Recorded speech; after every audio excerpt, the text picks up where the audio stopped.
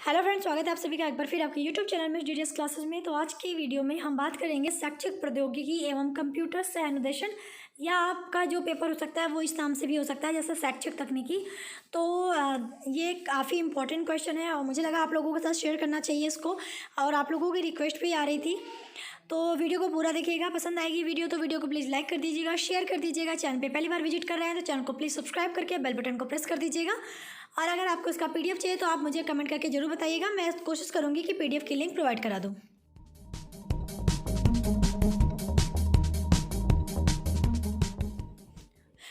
तो सबसे पहले मैं क्वेश्चन क्या है वो अब मैं आपको बता देती हूँ, ताकि आप को ये क्वेश्चन किन किन तरीक़ों से पूछ सकता है ये आपको पता लग जाए। तो क्वेश्चन आपका है कि शिक्षण तकनीकी क्या है, इसके क्षेत्र की चर्चा कीजिए। ये आपका एमजीकेवीपी के 2016 के पेपर में पूछा हुआ है। इस क्वेश्चन को देखिए पूछ सकता है, शिक्षण तकनीकी को परिभाषित करते हुए शिक्षण में इसके क्षेत्र का उल्लेख कीजिए। ये क्वेश्चन भी आपके एमजीकेवीपी के 2017 के पेपर में पूछा है। या पूछ सकता है, शिक्षण तकनीकी से आप क्या समझते हैं, शिक्षण तकनीकी के विभिन्न उपागमों का उल्लेख कीजिए तथा प्रणाली उपागम की विस्तृत विवेचना कीजिए। और ये आपका एमजीकेवीपी के 2018 के पेपर में पूछा है। अगले यह भी पूछ सकता है, शिक्षण तकनीकी को परिभाषित करें तथा शिक्षा में इसके क्षेत्र का विस्तार पूर्वक वर्णन करें। यह आपके एमजीकेवीपी के 2019 के पेपर में पूछा है। यह पूछ सकता है, शैक्षिक तकनीकी को परिभाषित करें, शिक्षा के क्षेत्र में प्रसार के लिए इसका विवरण करें। यह आपके एमजीकेवीपी के 2020 के पेपर में पूछा है।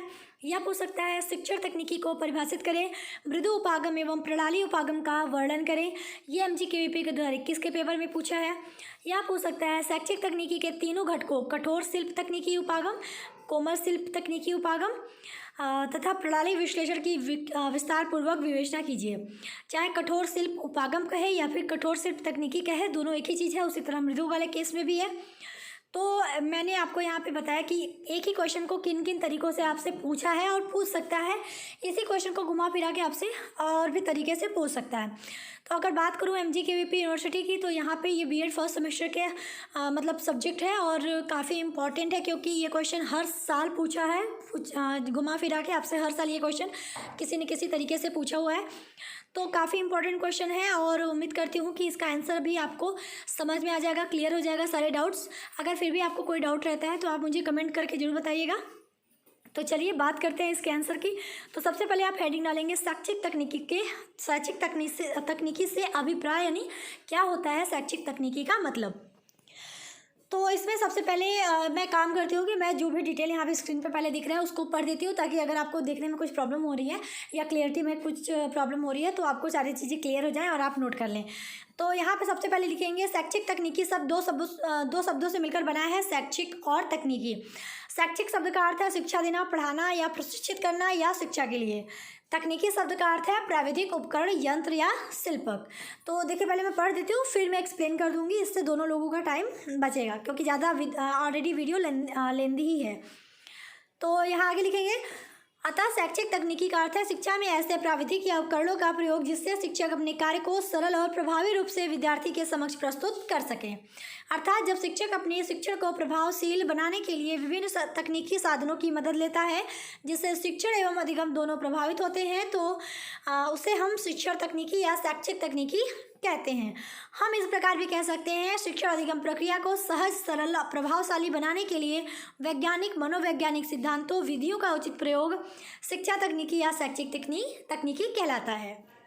अब इसको समझते हैं। देखिए शैक्षिक तकनीकी में दो शब्द ऑलरेडी हैं, शैक्षिक है और तकनीकी है। अब शैक्षिक का अलग मतलब समझ लेते हैं, तकनीकी का अलग मतलब समझ लेते हैं, फिर दोनों को कंबाइन कर देंगे, हो जाएगा शैक्षिक तकनीकी। तो शैक्षिक का मतलब क्या हो गया, पढ़ाना या शिक्षा देना।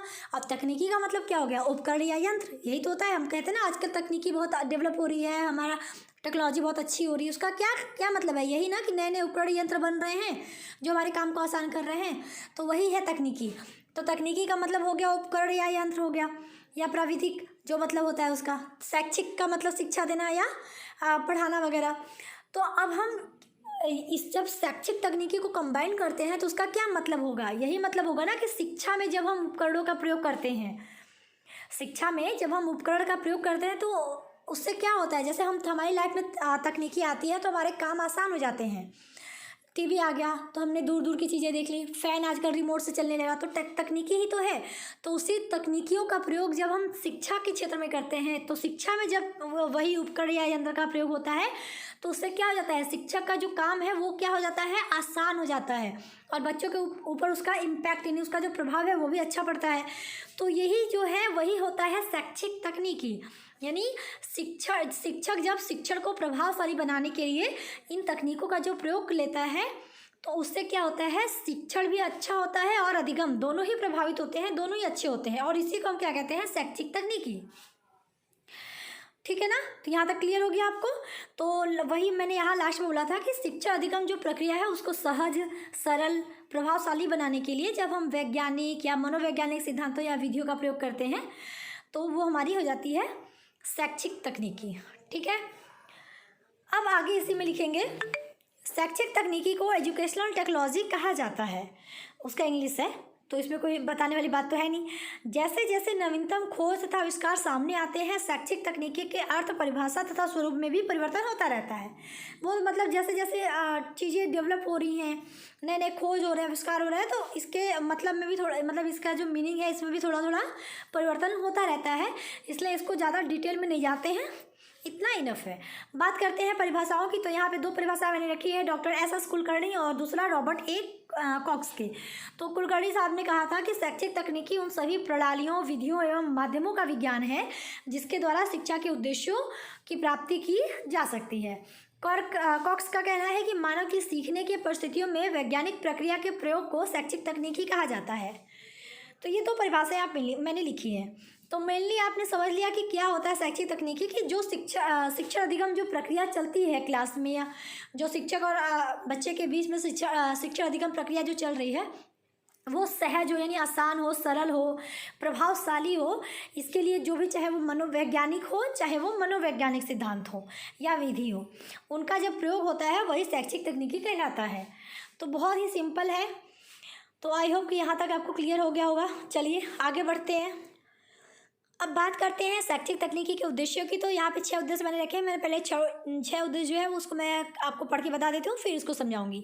तो देखिए, पहला है पाठ्य वस्तु का विश्लेषण कर उनके घटकों को क्रमबद्ध रूप से व्यवस्थित करना।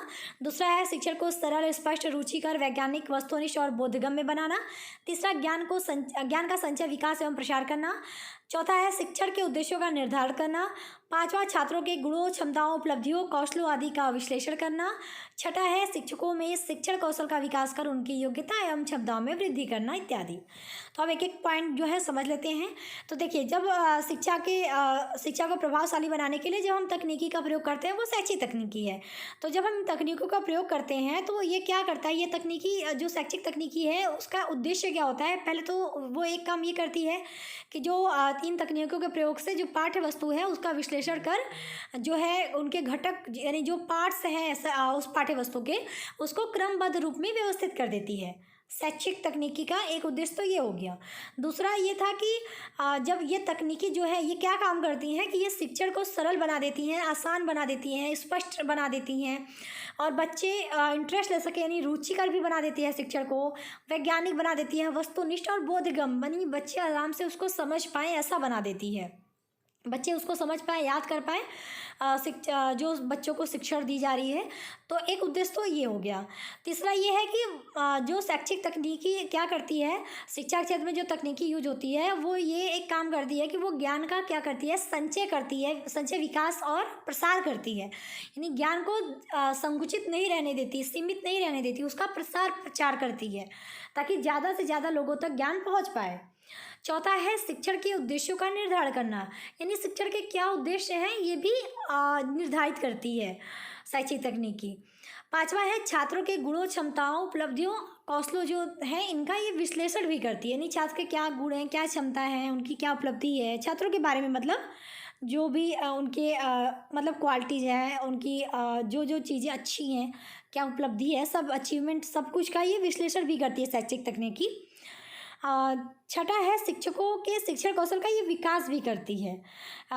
मतलब उनके अंदर जब शिक्षण कौशल जो पढ़ाने का कौशल है शैक्षिक तकनीकी पहले तो उसका विकास करती है, और जब अध्यापक के जो ये शिक्षण कौशल है, जो पढ़ाने का उनका कौशल है, जब ये विकसित होता है तो उनकी योग्यता और उनकी क्षमता दोनों में ऑटोमेटिक वृद्धि हो जाती है। सिंपल सी बात है, जब उनका पढ़ाने का तरीका अच्छा होगा तो अध्यापक की योग्यता अपने आप बढ़ेगी और उनकी क्षमता अपने आप बढ़ेगी। तो ये हमने 6 उद्देश्य रख दिए यहाँ पे। इतना इनफ है, बहुत ज़्यादा डिटेल में जाने की जरूरत नहीं है। बात करते हैं शैक्षिक तकनीकी की विशेषताएं एवं आवश्यकता की। तो लिखेंगे शैक्षिक तकनीकी की आवश्यकता एवं विशेषता को निम्न बिंदुओं से समझा जा सकता है। मैं थोड़ा थोड़ा जल्दी यहाँ पे चीज़ों को कवर करने की कोशिश कर रही हूँ क्योंकि वीडियो बहुत लेंदी हो जाएगी, अदरवाइज आप भी बोर हो जाएंगे, क्योंकि एक ही वीडियो में सारा, क्योंकि बहुत सारा क्वेश्चन एक साथ दिया हुआ है, पूछा हुआ है आपसे। तो यहाँ पर हम पहला लिखेंगे शैक्षिक तकनीकी शिक्षा प्रक्रिया को सरल, स्पष्ट, रुचिकर व प्रभावशाली बनाती है। तो वही जो उद्देश्य है, यानी क्या काम करती है, इसकी विशेषता क्या है कि ये जो शिक्षा प्रक्रिया है, शैक्षिक तकनीकी क्या करती है कि जो शिक्षण की क्रिया चल रही है, जो शिक्षण की प्रक्रिया होती है, वो सरल बना देती है, स्पष्ट बना देती है, और बच्चों के लिए रुचिकर बना देती है, और उसका प्रभाव जो है वो भी अच्छा होता है, इसलिए प्रभावशाली भी बनाती है। तो एक विशेषता या जो है आवश्यकता भी कह सकते हैं। क्या आवश्यकता ये है, क्योंकि शिक्षा प्रक्रिया को सरल, रुचिकर और प्रभावशाली बनाया जा सके, इसलिए इसकी आवश्यकता पड़ती है। तो मैंने दोनों को कंबाइंड लिखा है, केवल आप सेंटेंस को थोड़ा बहुत अप डाउन करेंगे तो आपको क्लियर हो जाएगा सारा चीज़, क्योंकि एक ही चीज़ होता है, कोई बहुत ज़्यादा अंतर नहीं होता है सब में। दूसरा है शैक्षिक तकनीकी शिक्षण समस्याओं के समाधान के लिए मार्गदर्शन करती है। यानी जो भी शिक्षण से संबंधित समस्याएं हैं उनके क्या समाधान होंगे, इसके लिए मार्गदर्शन का भी काम करती है, यानी रास्ता दिखाने का काम भी करती है शैक्षिक तकनीकी। तीसरा है यह शिक्षण अधिगम प्रक्रिया को प्रभावशाली बनाने के लिए उचित मार्गदर्शन प्रदान करती है। यानी जो शिक्षा मतलब पढ़ाने और सीखने की जो प्रक्रिया है, शिक्षण अधिगम यानी टीचर का पढ़ाना और बच्चों का सीखना, अधिगम यानी लर्निंग यानी सीखना। तो पढ़ाने और सीखने की प्रक्रिया को प्रभावशाली बनाया जाए, इसके लिए भी शिक्षित जो शैक्षिक तकनीकी है वो रास्ता दिखाती है, मार्गदर्शन प्रदान करती है। चौथा है यह शिक्षा प्रक्रिया में शक्ति व समय के अपव्यय यानी खर्च को नियंत्रित करती है, क्योंकि जब इनका प्रयोग होता है तो शिक्षा प्रक्रिया में बहुत जैसे अध्यापक की ज़्यादा एनर्जी ना वेस्ट हो, बच्चों की ज़्यादा एनर्जी ना वेस्ट हो, समय दोनों लोगों का ज़्यादा वेस्ट ना हो, तो ये काम करती है कि उसको रोकती है, कंट्रोल करती है या कम करती है। अगला हमारा है यह प्रभावशाली शिक्षण हेतु नई नई विधियों के विकास पर बल देती है। यानी शिक्षण बहुत अच्छा हो सके इसके लिए कौन कौन सी नई नई विधियाँ यूज कर सकती हैं, जैसे बहुत सारी विधि है, आपकी प्रश्नोत्तर विधि है, आपकी व्याख्यान विधि है, आपकी प्रयोगशाला विधि है, समस्या समाधान विधि है, बहुत सारी विधियाँ है ना, तो उनके विकास पर भी ये बल देती है शैक्षिक तकनीकी। छठा हमारा है यह प्रत्येक छात्र में को उसकी रुचि, क्षमता, गति एवं स्तर के अनुरूप सीखने में सहायता करती है। यानी जो शैक्षिक तकनीकी है इसके मदद से छात्र जो है वो उसकी रुचि क्या है, उसकी क्षमता क्या है, वो किस गति से सीख रहा है और उसका स्तर क्या है सीखने का, उसके अनुरूप उनको सीखने में मदद करती है। ऐसा नहीं कि सारे बच्चों को एक ही लेवल पे सीखने में मदद कर रही है, हर बच्चे को उसके हिसाब से सीखने में मदद करती है। सातवां है यह अधिक से अधिक छात्रों को अधिकतम सूचनाएं सर्वोत्तम तरीके से प्रदान करती है। यानी अधिक से अधिक जो छात्र हैं एक साथ ज़्यादा से ज़्यादा सूचनाएं जो है ले पाएँ, इसके लिए वो सर्वोत्तम तरीके भी शैक्षिक तकनीकी प्रदान करती है। जैसे हम बात करें तो टेलीविज़न का प्रयोग कर लें तो हम अधिक से अधिक बच्चों को ज़्यादा से ज़्यादा सूचनाएं, जैसे जितना हम बोल के नहीं बता पा रहे हैं, हम किसी बच्चे को एक छोटा सा क्लिप बना के जो प्रोजेक्ट हमारा है या जो भी पाठ्यपुस्तकों को पढ़ानी है उससे रिलेटेड हम कोई एक छोटा सा मूवी टाइप बना के बच्चों को दिखाया तो ज़्यादा से ज़्यादा बच्चे एक से अधिक बच्चे जो है ज़्यादा से ज़्यादा सूचनाएं बहुत अच्छे तरीके से, सर्वोत्तम तरीके से प्रदान भी कर पाएंगे। आठवां हमारा है शैक्षिक तकनीकी शिक्षा विज्ञान तथा शिक्षण कला दोनों को प्रभावित करती है। यानी ये जो शिक्षा विज्ञान है और जो शिक्षा कला है दोनों क्षेत्रों को बराबर रूप से प्रभावित करती है। नौवां है शैक्षिक तकनीकी शिक्षण अधिगम प्रक्रिया को सरल बनाती है। यानी पढ़ने पढ़ाने की जो प्रक्रिया है इसको ये आसान भी यानी सरल भी बना देती है। 10वां है इसके द्वारा नए नए ज्ञान की खोज संभव है। यानी शैक्षिक तकनीकी की मदद से हम नए नए ज्ञान की खोज कर सकते हैं। पुरानी जो चीज़ें चली आ रही है, कोई ज्ञान हमारे पास पहले से पुराने समय से चला आ रहा है, तो हम शैक्षिक तकनीकी के माध्यम से जो है ज्ञान नए नए ज्ञान को खोज सकते हैं। तो नए नए ज्ञान की खोज भी इसकी वजह से संभव है। 11वां है यह छात्रों एवं शिक्षकों की व्यक्तिगत शैक्षिक आवश्यकताओं की पूर्ति करता है। यानी चाहे छात्र हो चाहे शिक्षक हो, उसकी क्या व्यक्तिगत यानी खुद की शैक्षिक आवश्यकता क्या है, उसको ये पूरा भी करता है। तो बहुत सारी आवश्यकताएं हैं, बहुत सारी विशेषताएं हैं शैक्षिक तकनीकी की। तो हम लास्ट में लिखेंगे कि ये सभी शैक्षिक तकनीकी के प्रमुख विशेषताओं में से एक है। इन सब के अतिरिक्त भी शैक्षिक तकनीकी की और भी विशेषताएं हैं। इन सभी विशेषताओं से ये साबित होता है कि शिक्षण एवं अधिगम में अर्थात शिक्षा के क्षेत्र में शैक्षिक तकनीकी की बहुत आवश्यकता होती है। तो हमने आवश्यकता भी बता दिया, हमने विशेषता भी बता दी। तो दोनों को मैंने कंबाइंड रूप से लिखा है। तो चाहे विशेषता पूछता है आपसे, चाहे आपसे आवश्यकता पूछता है, आप आराम से जो है कर लेंगे। तो चलिए अब हम आगे बढ़ते हैं, बात करते हैं शैक्षिक तकनीकी के क्षेत्र की। तो ये क्वेश्चन भी काफ़ी इंपॉर्टेंट है। तो इसमें सबसे पहले लिखेंगे शैक्षिक यानी प्रौद्योगिकी तकनीकी का क्षेत्र बहुत व्यापक है। शिक्षा एवं शिक्षण में शैक्षिक तकनीकी के क्षेत्र को निम्न बिंदुओं के माध्यम से समझा जा सकता है। हमने अब कौन कौन से बिंदु हमें बताते हैं। तो पहला ये है, इसके क्षेत्र को हम निम्न बिंदुओं से समझ सकते हैं। तो पहला बिंदु क्या हो जाएगा, पहला पॉइंट क्या हो जाएगा कि उद्देश्य निर्धारण में उपयोगी। तो आज के वैज्ञानिक युग में शिक्षा के उद्देश्यों का निर्धारण करना बड़ा मुश्किल है, परंतु शैक्षिक तकनीकी द्वारा यह काम बड़ा आसान हो जाता है। शैक्षिक तकनीकी शिक्षा और शिक्षण के उद्देश्यों को निर्धारित करने में बहुत उपयोगी साबित होती है। तो उद्देश्य निर्धारण करने में भी शैक्षिक तकनीकी बहुत उपयोगी होती है। तो यहाँ पर यही पॉइंट लिखा गया है कि जैसे अगर हम आज की बात करें तो वैज्ञानिक युग में शिक्षा के क्या उद्देश्य हैं। तो ये मतलब इसको एग्जैक्ट निर्धारित करना कि कहीं ना कहीं मुश्किल है। सबके अपने अपने ओपिनियन होंगे, अपने अपने राय होगी शिक्षा के क्या उद्देश्य हैं।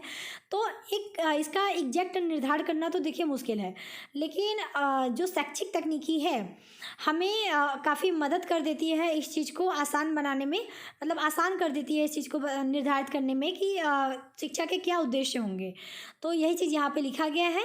तो शैक्षिक तकनीकी क्या है कि चाहे शिक्षा हो चाहे शिक्षण हो, सबके उद्देश्यों को निर्धारण करने में काफ़ी उपयोगी साबित होती है। दूसरा है शिक्षण अधिगम के नियमों का निर्धारण। तो शिक्षण और अधिगम का परस्पर गहरा संबंध है, एक के बिना दूसरा अधूरा है। इन दोनों को सफल बनाने के लिए कुछ नियम और नीतियां बनानी पड़ती हैं और यह कार्य शैक्षिक तकनीकी द्वारा आसानी से किया जा सकता है। यानी पढ़ाना और सीखना, शिक्षण यानी पढ़ाना, अधिगम मतलब सीखना। तो अगर पढ़ाया जा रहा है तो बच्चे सीखेंगे भी। तो दोनों का यानी शिक्षण का और अधिगम का क्या है, परस्पर संबंध तो है ही, गहरा संबंध है। क्योंकि एक पढ़ाना ही सब कुछ नहीं होता है, उसी तरह सीखना ही सब कुछ। सीखेंगे कैसे, आप कोई बताएगा या पढ़ाएगा तभी तो यहाँ पे वही है कि एक के बिना दूसरा क्या है, अधूरा है। तो यहाँ पर एक चीज़ यहाँ पे बताई गई है कि जैसे शिक्षण हो चाहे अधिगम हो, दोनों को सफल बनाने के लिए हमें कुछ नियम अपनाने पड़ेंगे, कुछ नीतियाँ अपनानी पड़ेंगी।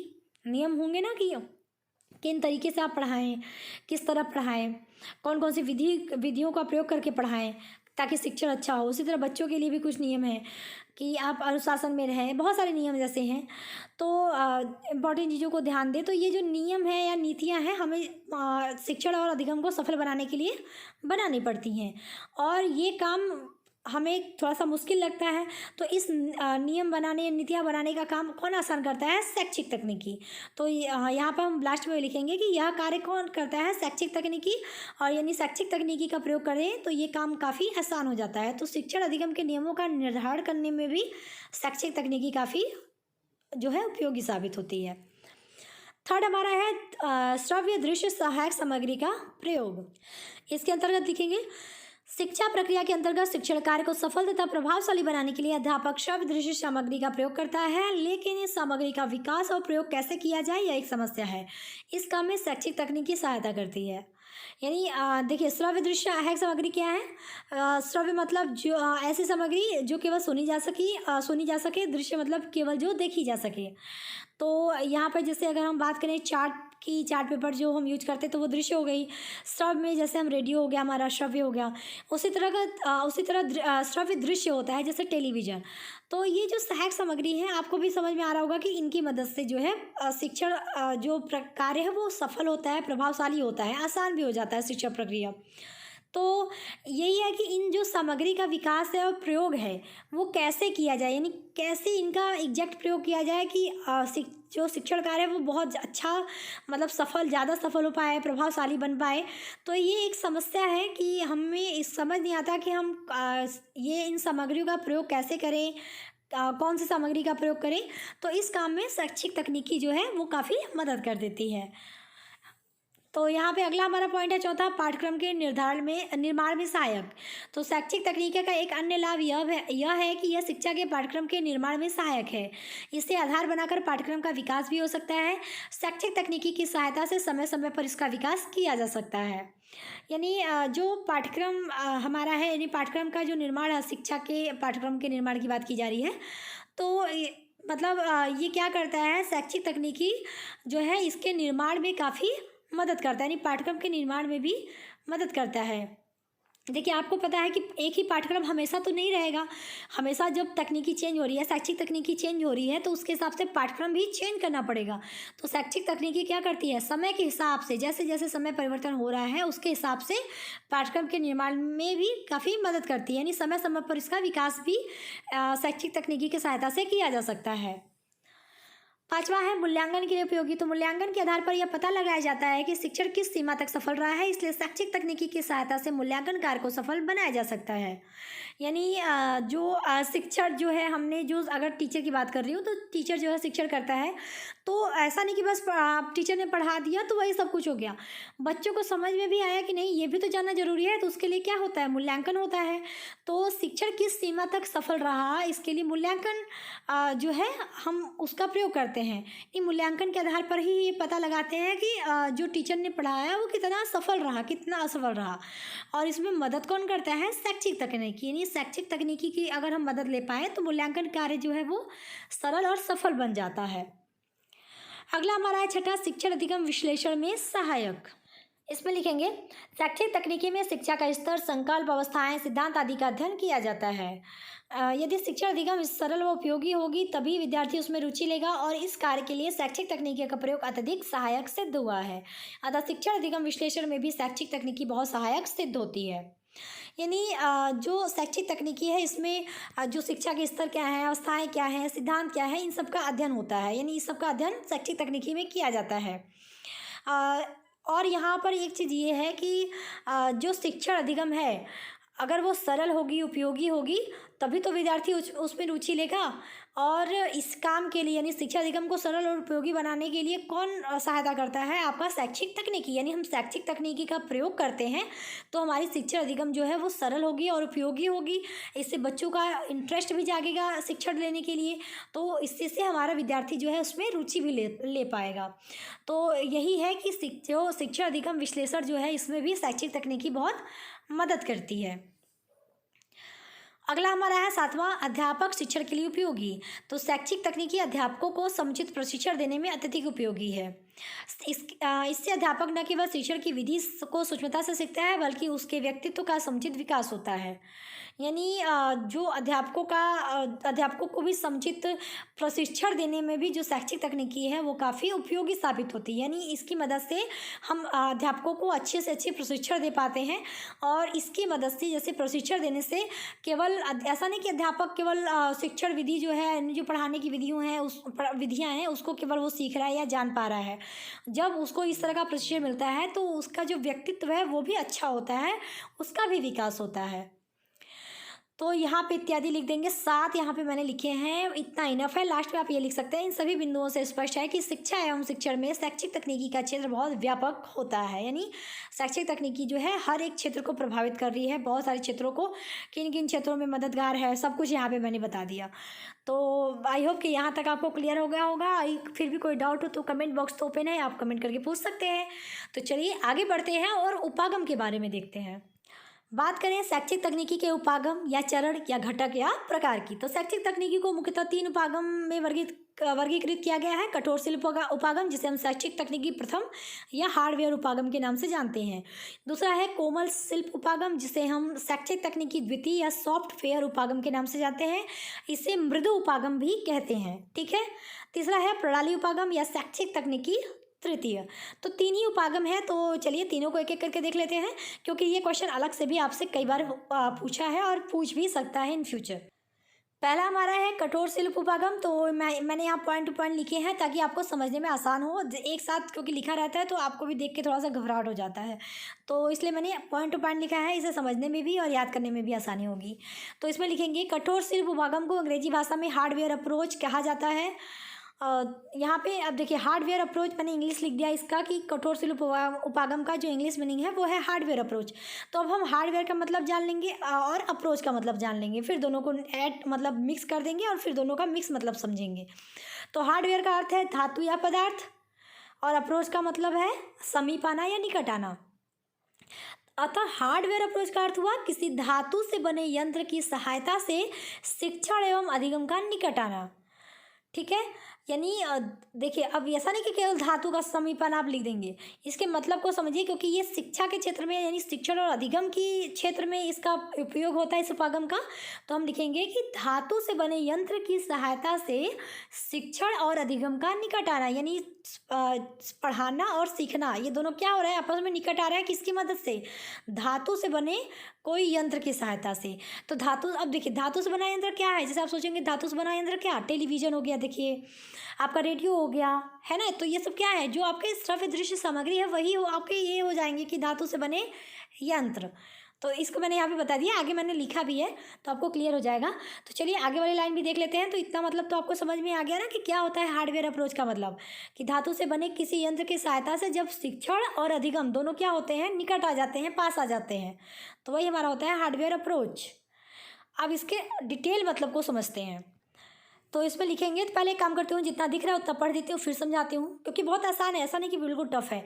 तो लिखेंगे अर्थात शिक्षण में अभियंत्रण की मशीनों के प्रयोग को कठोर शिल्प उपागम कहते हैं। कठोर शिल्प उपागम को और कई नामों से जाना जाता है, जैसे मशीन प्रणाली या हार्डवेयर उपागम। इसका सर्वप्रथम प्रयोग या वर्णन 1964 में ए लुम्सडेन ने किया था। इस उपागम के अंतर्गत श्रव्य दृश्य सामग्री को लिया जाता है, इसलिए इसे श्रव्य दृश्य सामग्री भी कहते हैं। कुछ विद्वान इसे शिक्षा का मशीनी चरण कहते हैं। कठोर शिल्प उपागम का तात्पर्य शिक्षा में प्रयुक्त होने वाले तकनीकी उपकरणों से है, जिसके माध्यम से शिक्षण प्रक्रिया को सरल, रुचिकर और रुचिपूर्ण और प्रभावशाली बनाया जाता है और शिक्षण के उद्देश्यों को प्राप्त किया जाता है। देखिए मैंने सारी लाइन पढ़ दी, अब आपको ऐसे आसान लग रहा होगा, लेकिन फिर भी समझा देते हैं। तो देखिए मैंने बता दिया धातु से बने यंत्र की सहायता से जब ये दोनों निकट आते हैं, शिक्षण और अधिगम, तो इसका एक हम इसको इस तरह भी कह सकते हैं ना कि जब शिक्षण में अभियंत्रण की मशीनों का प्रयोग करते हैं तो उसी को हम क्या कहते हैं, कठोर शिल्प उपागम। यानी जो धातु से बने यंत्र है, यानी यंत्र अभियंत्रण की जो मशीन है, अगर हम उसका प्रयोग शिक्षण में करने लगे तो उसी को हम क्या कहते हैं, कठोर शिल्प उपागम। अब कठोर शिल्प उपागम के देखिए क्या क्या नाम है, इसे हार्डवेयर उपागम भी कहते हैं, मशीन प्रणाली भी कहते हैं, क्योंकि इसमें यंत्र का प्रयोग होता है ना, तो इसीलिए हम इसे मशीन प्रणाली भी कहते हैं। और इसका जो प्रयोग या वर्णन है वो किसने किया था, 1964 में ए लुम्सडेन ने किया था। अब जैसे मैंने कहा कि अब इसमें यंत्रों का प्रयोग हो रहा है, तो इस उपागम के अंतर्गत क्या होता है कि जो श्रव्य दृश्य सामग्री है, क्योंकि हम बात करें टीवी क्या है, रेडियो क्या है, तो क्या है, ये सब श्रव्य दृश्य सामग्री तो है। तो जब हम श्रव्य दृश्य सामग्री का मतलब प्रयोग करते हैं इसके अंतर्गत, इस उपागम के अंतर्गत, इसीलिए इसको हम श्रव्य दृश्य सामग्री भी इसको कहते हैं। यानी जो श्रव्य दृश्य सामग्री है इसको इस उपागम के अंतर्गत लिया जाता है, इसीलिए इसको हम क्या कहते हैं, श्रव्य दृश्य सामग्री भी कहते हैं। अब इस कुछ विद्वान इसको शिक्षा का मशीनी चरण भी कहते हैं, क्योंकि इसमें मशीनों यानी यंत्रों का प्रयोग हो रहा है शिक्षा के क्षेत्र में, तो यहाँ पर इसको शिक्षा का मशीनी चरण भी कुछ लोगों द्वारा, कुछ विद्वानों द्वारा कहा गया। अगर हम इसके अर्थ को समझें, यानी इस उपागम का मतलब क्या है, अच्छा ओवरऑल जैसे हमने इस निष्कर्ष निकालने की बात करें, जितना अभी हमने पढ़ा, तो उसका ओवरऑल निष्कर्ष क्या होगा, तो इसका तात्पर्य ये होगा कि शिक्षा में प्रयुक्त होने वाले तकनीकी उपकरण से इसका तात्पर्य होता है। यानी कठोर शिल्प उपागम का तात्पर्य क्या है, शिक्षा में प्रयुक्त होने वाले तकनीकी उपकरण से है, क्योंकि इनकी जो ये सारे जो उपकरण हैं, इनके माध्यम से जो शिक्षण प्रक्रिया है वो सरल हो जाती है, रुचिकर हो जाती है और प्रभावशाली बन जाती है, और शिक्षण के जो उद्देश्य हैं हमारे वो भी जो है प्राप्त कर लिए जाते हैं। किसकी मदद से, कठोर शिल्प उपागम में जो तकनीकी उपकरण प्रयोग हो रहे हैं उसकी मदद से। तो आपने समझ लिया कि क्या होता है कठोर शिल्प उपागम का तात्पर्य, यानी शिक्षा में प्रयुक्त तकनीकी उपकरण से इसका तात्पर्य होता है, क्योंकि इनके माध्यम से जो शिक्षा प्रक्रिया है वो सरल हो जाती है, रुचिकर हो जाती है और प्रभावशाली हो जाती है। आगे लिखेंगे। अब हमने इसको तो समझ लिया, जैसे हम बार बार जो है श्रव्य दृश्य सामग्री बार बार कह रहे हैं, तो अब वही यहाँ पे लिखेंगे कि कठोर शिल उपागम के अंतर्गत चलचित्र, radio, tape recorder, computer, TV आदि आते हैं, क्योंकि यही सब तो है श्रव्य दृश्य सामग्री। अब इसके अंतर्गत कम से कम समय में अधिक से अधिक छात्रों को विषय संबंधी ज्ञान दिया जा सकता है। जैसे मैंने अभी आपको थोड़ा पहले ही बताया था कि टेलीविज़न का प्रयोग करें तो हम एक बार में एक से मतलब ज़्यादा से ज़्यादा बच्चों को अधिक से अधिक जानकारी प्रदान कर पाते हैं। तो कम से कम समय में अधिक से अधिक छात्र जो है विषय संबंधी ज्ञान ले पा रहे हैं, किसकी मदद से? इन्हीं जो है जो श्रव्य दृश्य सामग्री है इनका हम प्रयोग कर रहे हैं, इसकी मदद से। तो यहाँ पे आगे लिखेंगे कि कठोर शिल उपागम को 3 भागों में बांटा गया है। श्रव्य साधन, दृश्य साधन, श्रव्य दृश्य साधन। तो वह साधन जो हमारी श्रवण इंद्रियों को प्रभावित करता है उसे हम श्रव्य साधन कहते हैं, जैसे रेडियो, टेप रिकॉर्डर आदि। दृश्य में क्या हो जाएगा? वह साधन जो हमारी दृश्य इंद्रियों को प्रभावित करते हैं, जैसे चार्ट, मैप इत्यादि। दृश्य का मतलब समझ में आ रहा है ना, जो देखने वाली इंद्रियाँ, जैसे आँख। श्रव्य मतलब सुनने वाली इंद्री, जैसे कान। और श्रव्य दृश्य मतलब जिसमें कान और आँख दोनों का प्रयोग होता है। तो वे साधन जो हमारी श्रव्य दृश्य दोनों इंद्रियों को प्रभावित करती है, जैसे टीवी, कंप्यूटर इत्यादि। ठीक है ना, तो कोई डाउट नहीं है इसमें। अब लास्ट में लिखेंगे कि यह उपागम 3 बातों पर विशेष बल देती है। यानी अगर शिक्षा की यानी ज्ञान की बात करें तो ये पहला क्या किन 3 बातों पर ज़्यादा जोर देती है ये? तो पहला है ज्ञान का संचय करना, दूसरा ज्ञान का प्रसारण करना, तीसरा ज्ञान का विस्तार करना। यानी ज्ञान को पहले ये इकट्ठा करती है, फिर ज्ञान को जो है ज्ञान का प्रसारण करती है, यानी शो करती है। उसके बाद ज्ञान का विस्तार करती है। इन 3 बातों पर ये उपागम जो है ज़्यादा विशेष बल देता है। बात करते हैं अब दूसरा कोमल शिल्प उपागम यानी मृदु शिल्प उपागम की। तो इसमें लिखेंगे मृदु शिल्प उपागम या सॉफ्टवेयर उपागम को अनुदेशन तकनीकी, शिक्षण तकनीकी तथा व्यवहार तकनीकी की संज्ञा दी जाती है। इस उपागम में मशीनों का प्रयोग नहीं होता है। मृदु शिल्प उपागम विज्ञान व तकनीकी पर आधारित न होकर सामाजिक विज्ञान, मनोविज्ञान और विशेषकर अधिगम के मनोविज्ञान की आधारशिला पर खड़ा है। इस उपागम में शिक्षण तथा अधिगम के मनोवैज्ञानिक सिद्धांतों का प्रयोग किया जाता है, जिससे विद्यार्थियों के व्यवहार में अपेक्षित परिवर्तन किया जा सके। यह तकनीकी शिक्षा अधिगम प्रक्रिया को रुचिकर, सरल, प्रभावशाली तथा कोमल बनाती है, इसलिए इसे कोमल उपागम या मृदुल उपागम कहा जाता है। अब इतना हमने पता कि स्क्रीन पर दिख रहा था तो इतना को समझा देते हैं। तो पहले हम समझ लेते हैं कि देखिए कोमल मतलब क्या, सॉफ्ट मतलब क्या, मृदु, यही ना है। तो इसको हम कोमल शिल्प उपागम कहते हैं, मृदु शिल्प उपागम कहते हैं। इसको हम और नामों से क्या क्या संज्ञा देते हैं? एक अनुदेशन तकनीकी कह सकते हैं, शिक्षण तकनीकी या व्यवहार तकनीकी की संज्ञा भी हम इससे दे सकते हैं। अब इसमें क्या है, जैसे कठोर में तो श्रव्य दृश्य सामग्री यानी मशीनों का प्रयोग होता है, तो इसमें मशीनों का प्रयोग नहीं होता है। तो इस उपागम में जो है विज्ञान व तकनीकी पर ये आधारित नहीं होता, जबकि ये किस पर आधारित होता है? सामाजिक विज्ञान, मनोविज्ञान और मोस्टली किस पर? अधिगम के मनोविज्ञान पर यह आधारित होती है। यानी इसमें कोई यंत्र उपयोग नहीं होता है। यानी अब इसमें क्या यूज होता है? इसमें शिक्षण और अधिगम के जो मनोवैज्ञानिक सिद्धांत है, जो सिद्धांत चाहे शिक्षण के अधिगम मतलब शिक्षण के कुछ मनोवैज्ञानिक सिद्धांत हो या फिर अधिगम के कुछ मनोवैज्ञानिक सिद्धांत हैं, इस उपागम में हम इन सबके मनोवैज्ञानिक जो सिद्धांत है इसका प्रयोग करते हैं इस उपागम में। तो जब हम इन सिद्धांतों का, मनोवैज्ञानिक सिद्धांतों का जब हम प्रयोग करते हैं तो उससे क्या होता है कि जो बच्चा है, जो विद्यार्थी है, उसके व्यवहार में परिवर्तन होता है। जैसे अगर हम केवल यंत्र दिखाएं बच्चों को तो उससे उसके व्यवहार में कोई परिवर्तन नहीं होता। जैसे हम बात करते हैं अध्यात्म, जैसे हम अध्यात्म की एक एग्जाम्पल लेते हैं, तो अध्यात्म की जो बातें हैं उससे क्या होता है? आपके व्यवहार में परिवर्तन होता है। तो जो अध्यात्म की बातें हैं वो हमारे व्यवहार में परिवर्तन लाती हैं। जैसे अब हम बात करें पहले के समय में जो रणनीतियाँ, जैसे तीर धनुष चलाना या फिर गदा चलाना, ये सारी जो चीज़ें हैं, ये कहीं आपको इससे आपके उसमें बात करें कि आपके व्यवहार में विद्यार्थी का परिवर्तन आता है तो नहीं आता ना। जो अध्यात्म की बातें हैं, जो सिद्धांत है, जो नियम है, उससे व्यवहार में परिवर्तन आता है। तो वही चीज़ यहाँ पर है कि इस उपागम में जो मनोवैज्ञानिक सिद्धांत है इसका प्रयोग होता है, क्योंकि इसकी मदद से छात्र के व्यवहार में परिवर्तन किया जा सकता है। अब यह तकनीकी जो है शिक्षा अधिगम प्रक्रिया को क्या बना देती है? सरल बना देती है, रुचिकर बना देती है, प्रभावशाली बना देती है, साथ ही साथ कोमल बनाती है। इसीलिए इसका नाम क्या है? कोमल उपागम या मृदुल उपागम या मृदु उपागम। ठीक, आगे लिखेंगे कि हार्डवेयर उपागम द्वारा जो शिक्षण युक्तियाँ अथवा शिक्षण सामग्री तैयार की जाती है उसका प्रयोग सॉफ्टवेयर उपागम द्वारा किया जा सकता है। यही कारण है कि हार्डवेयर और सॉफ्टवेयर उपागम दोनों में गहरा संबंध है। आगे है अर्थात हार्डवेयर उपागम जैसे रेडियो, टीवी आदि के द्वारा प्रयोग में लाई जाने वाली शिक्षण सामग्री, शिक्षण विधि, पुनर्बलन, मूल्यांकन आदि मृदुल उपागम के अंतर्गत आते हैं। अतः हम कह सकते हैं कि सॉफ्टवेयर उपागम का तात्पर्य शिक्षण तथा सीखने के सिद्धांतों का उपयोग करना है। इस उपागम का उपयोग सर्वप्रथम बीएफ स्किनर ने किया था। इस तकनीकी में शिक्षा के इनपुट, आउटपुट और प्रोसेस तीनों पक्षों के विकास पर बल दिया जाता है। अब इसको देखिए समझ लेते हैं। तो जो हार्डवेयर उपागम के द्वारा जो भी शिक्षण सामग्री तैयार होती है उसका प्रयोग जो है सॉफ्टवेयर उपागम द्वारा जो है किया जाता है। तो हार्डवेयर उपागम और सॉफ्टवेयर कहीं ना कहीं दोनों में गहरा संबंध है। इसको अगर हम एग्जाम्पल के तौर पे समझें कि क्या है हार्डवेयर उपागम और क्या है सॉफ्टवेयर उपागम, तो जैसे हमने मान लिया कि हमें टेलीविज़न पे एक जनसंख्या नियंत्रण के लिए कोई प्रोग्राम बनाना है ताकि लोगों को उसकी जानकारी हो सके कि जनसंख्या बढ़ने से क्या क्या नुकसान है। तो हमने एक कार्यक्रम बनाया कि जनसंख्या नियंत्रण को किस तरह मतलब किया जाए, क्या उसके लाभ है, बेनिफिट है, वो सब।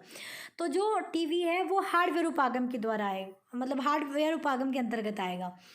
और जो प्रोग्राम यानी जो कार्यक्रम हमने बनाया, जो टेलीविज़न का प्रयोग किया हमने, तो हार्डवेयर का प्रयोग किया हमने उस जो है प्रोग्राम को चलाने के लिए, प्रोग्राम को लोगों तक पहुंचाने के लिए। तो वो जो प्रोग्राम है वो सॉफ्टवेयर उपागम के अंतर्गत आएगा। जो हमने जनसंख्या को रोकने के लिए बनाया वो सॉफ्टवेयर उपागम के अंतर्गत आ गया। और जो टीवी जिस पे कि हम उस प्रोग्राम को चलाएंगे वो हार्डवेयर उपागम आ गया, मतलब हो गया। तो हार्डवेयर उपागम का प्रयोग हो रहा है किसके द्वारा? सॉफ्टवेयर उपागम द्वारा किया जा रहा है। तो हार्डवेयर उपागम जैसे टीवी, रेडियो आदि का प्रयोग आदि के द्वारा प्रयोग में जो लाई जाने वाली शिक्षण सामग्रियाँ हैं या विधियाँ हैं, पुनर्बलन, मूल्यांकन आदि, ये सभी जो है आपके सॉफ्टवेयर यानी मृदुल उपागम के अंतर्गत आएंगे। तो हम ये कह सकते हैं ना कि हार्डवेयर उपागम का तात्पर्य क्या है? शिक्षण सॉफ्टवेयर उपागम का तात्पर्य क्या है? शिक्षण तथा सीखने के सिद्धांतों का उपयोग करना। यानी हम इसमें जो सिद्धांत हैं, चाहे वो शिक्षण या सीखने के जो सिद्धांत है उसका हम उपयोग कर रहे हैं इस उपागम के अंतर्गत। लोगों तक उसको हम पहुंचा रहे हैं कि लोग उसके बारे में जानें, सीखें। तो इसका जो उपयोग था वो स्किनर ने किया था। और इसमें इनपुट, आउटपुट और जो प्रोसेस है शिक्षा के सब तीनों पक्षों के विकास पर इसमें ज़्यादा ध्यान दिया जाता है, बल दिया जाता है। तो ये तो आपका हो गया सॉफ्टवेयर। अब लास्ट वाला बचा प्रणाली उपागम। तो ये मिक्स है, तो इसको चलिए पहले पढ़ लेती हूँ, उसके बाद समझा देती हूँ। बहुत आसान है ये वाला। तो शिक्षा तकनीकी में यह उपागम वर्तमान में सर्वाधिक प्रचलित उपागम है। यह कठोर उपागम एवं मृदुल उपागम को जोड़ने वाला उपागम है। अर्थात इस उपागम के द्वारा हम हार्डवेयर और सॉफ्टवेयर उपागमों को इस प्रकार जोड़ते हैं ताकि शैक्षिक उद्देश्य पूरे किए जा सकें। इस उपागम का संबंध विद्यार्थी से है। द्वितीय विश्व युद्ध के पश्चात प्रणाली उपागम का विकास हुआ। अगला है लिखेंगे कि प्रणाली उपागम शिक्षा की एक ऐसी प्रणाली मानी जाती है जिसमें कुल तत्व, इनपुट, प्रोसेसिंग और आउटपुट प्रक्रिया होती है। इस प्रकार प्रणाली उपागम के द्वारा विद्यालय के प्रबंध, प्रशासन और व्यवस्था संबंधित समस्याओं का समाधान करके उसे प्रभावशाली और कम खर्चीला बनाया जा सकता है। इसके उपयोग से शैक्षिक व्यवस्था कम खर्च में अधिक उपयोगी तथा प्रभावशाली बन जाती है। तो प्रणाली उपागम पहले क्या है कि प्रणाली उपागम वर्तमान की सबसे प्रचलित उपागम है, मतलब सबसे प्रचलित ये है इस टाइम। और इसका जो विकास हुआ तो हम ये कह सकते हैं कि जो द्वितीय विश्व युद्ध हुआ था उसके पश्चात ही इस प्रणाली का विकास हुआ था। यानी जो प्रणाली उपागम है द्वितीय विश्व युद्ध के बाद उत्पन्न हुई थी। और इस उपागम का जो संबंध है वो किससे है? आपके विद्यार्थियों से है। यानी ये मेनली जो है बच्चों से कनेक्ट करता है ये उपागम। और ये उपागम क्या है? तो ये उपागम जो हार्डवेयर उपागम है और जो सॉफ्टवेयर उपागम है दोनों को जोड़ने वाला उपागम है। यानी इसमें हार्डवेयर उपागम और सॉफ्टवेयर उपागम दोनों होते हैं, दोनों इन्वॉल्व होते हैं।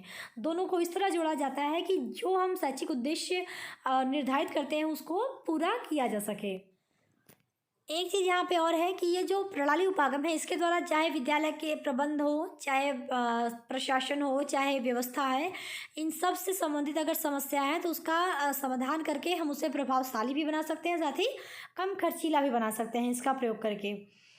और ये एक ऐसी प्रणाली मानी जाती है कि जो शिक्षा की जो इनपुट प्रक्रिया होती है या प्रोसेसिंग प्रक्रिया होती है या आउटपुट प्रक्रिया होती है, ये इस पे सारे इन्वॉल्व होते हैं। मतलब इस प्रणाली उपागम में शिक्षा की हर एक प्रक्रिया, इनपुट, प्रोसेसिंग और आउटपुट सभी इन्वॉल्व होती है। और इसका अगर हम प्रयोग करते हैं, प्रणाली उपागम का प्रयोग करते हैं, यानी इस तकनीकी का उपयोग करते हैं, तो इससे जो शैक्षिक व्यवस्था है वो कम खर्चीली होती है, साथ ही साथ ज़्यादा बच्चों के लिए, ज़्यादा से ज़्यादा लोगों के लिए उपयोगी और प्रभावशाली भी बनाई जाती है। और एक चीज़ यहाँ पे और है कि इसका जो मूल आधार है, यानी इस प्रणाली उपागम का जो मूल आधार है वो विज्ञान और गणित है। तो कहीं न कहीं ये वैज्ञानिक है, वैज्ञानिक सिद्धांतों पर ये कारगर है। और आगे हम ये भी कहेंगे कि ये उपागम जो है शैक्षिक प्रशासन, इस ये मतलब यह उपागम शैक्षिक प्रशासन के विकास तथा अनुदेशन की रूपरेखा बनाने में पूर्ण सहयोग प्रदान करता है। यानी जो शैक्षिक प्रशासन है उसके विकास में भी सहयोग प्रदान करता है, साथ ही जो अनुदेशन हो रहा है उसकी रूपरेखा बनाने में भी ये पूरा पूरा सहयोग देता है। और ये जो तकनीकी है, लास्ट में लिखेंगे कि यह शैक्षिक तकनीकी आजकल बहुत लोकप्रिय होती जा रही है, मतलब क्योंकि ये कम खर्चीली है, ज़्यादा से ज़्यादा लोगों तक उपयोगी है, और इसमें हार्डवेयर और सॉफ्टवेयर दोनों का इन्वॉल्वमेंट है, मतलब दोनों साथ में काम कर रहे हैं इस उपागम में, तो ये ज़्यादा लोकप्रिय होती जा रही है आजकल। तो इसको एक फिगर के द्वारा भी आप ड्रॉ करके दिखा सकते हैं, जैसे मैंने यहाँ बनाया है। एक ब्रैकेट में लिख देंगे शैक्षिक तकनीकी प्रथम, जिसे हम कठोर शिल्प उपागम कहते हैं, प्लस शैक्षिक तकनीकी द्वितीय, जिसे हम मृदु शिल्प उपागम कहते हैं। दोनों को हमने ऐड कर दिया, तब हमारी बनी शैक्षिक तकनीकी तृतीय, जिसे हम प्रणाली उपागम कहते हैं। तो ये दोनों को जोड़ने के बाद ये तकनीकी बनती है, तो इसलिए ज़्यादा लोकप्रिय है। तो ये था आज का कंप्लीट वीडियो। कैसी लगी वीडियो बताइएगा, कुछ डाउट है तो आप कमेंट करके पूछ सकते हैं। बाकी अगर पसंद आएगी वीडियो तो रिक्वेस्ट करूँगी प्लीज़ वीडियो को लाइक कर दीजिएगा, शेयर कर दीजिएगा दोस्तों के साथ, ताकि ज़्यादा से ज़्यादा लोग चैनल के साथ जुड़ सकें। आप लोगों का सपोर्ट बहुत ज़रूरी है, और चैनल पर पहली बार आ रहे हैं तो रिक्वेस्ट है चैनल को प्लीज़ सब्सक्राइब कर दीजिएगा। तो अभी लेता है मिलते हैं नेक्स्ट वीडियो में, तब तक के लिए टेक केयर, बाय बाय, जय हिंद।